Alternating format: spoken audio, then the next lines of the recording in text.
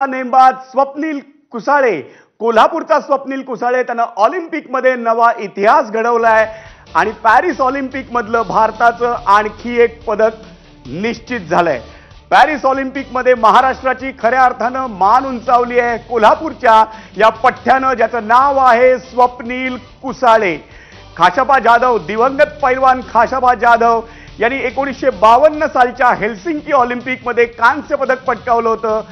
तेव्हापासून गेली 72 वर्ष महाराष्ट्राला ऑलिम्पिकच्या इतिहासात वैयक्तिक ऑलिम्पिक पदक मिळालेलं नव्हतं, पण ती कामगिरी तब्बल 72 वर्षांनी नेमबाज स्वप्नील कुसाळेनं करून दाखवली आहे।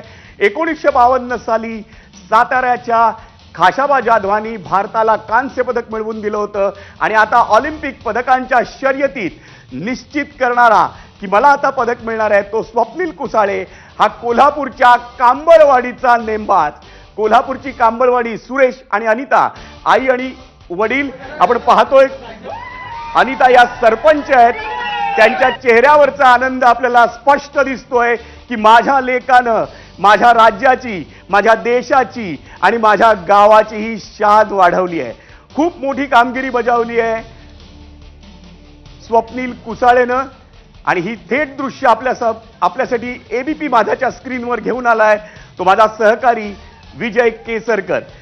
सगळ्या जणांचं आता अतिशय टेन्शन मध्ये आहेत की नेमकं काय होणार आणि ती दृश्य आपल्याला पाहायला मिळाली केवळ आणि केवळ एबीपी माझाच्या स्क्रीनवर। मराठमोळ्या स्वप्नील कुसाळेनं पॅरिस ऑलिम्पिकमध्ये महाराष्ट्राची, भारताची मान उंचावली आहे। रायफल 3 पोझिशन 50 मीटर हे अंतर असतं